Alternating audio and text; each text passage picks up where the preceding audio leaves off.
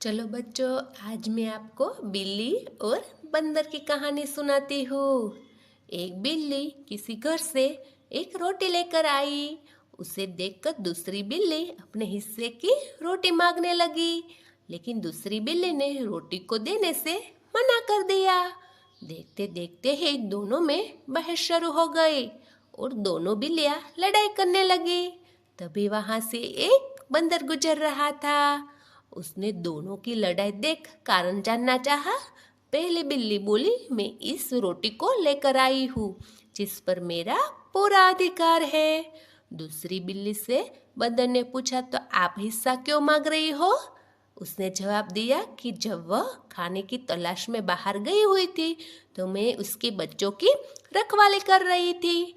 चतुर बंदर ने उस रोटी को दो टुकड़ों कर दिया। एक थोड़ा बड़ा था और एक छोटा था, लेकिन फिर से बड़े वाले हिस्से के लेकर दोनों बिल्लियों में लड़ाई शुरू हो गई। बंदर ने छोटे वाले टुकड़े को खा लिया और बड़े वाले टुकड़े को फिर से दो छोटे हिस्से में बांट दिया, लेकिन दोनों बिल्लियों में बड़े टुकड़े को लेकर ही फिर से लड़ाई शुरू हो गई। इस बार बंदर पूरी रोटी को खाकर खत्म कर दिया और वहां से बोलते हुए भाग गया कि आप दोनों को कोई समझ नहीं सकता। अब दोनों बिल्लियों को आपस में झगड़ने के लिए पछतावा होने लगा। यहाँ से हमें क्या सीख मिलती है पता है?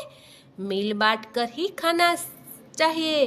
कभी किसी के हिस्से पर अपना अधिकार नहीं जमाना चाहिए, नहीं तो बिल्ली की तरह सिर्फ पछतावा ही मिलता है।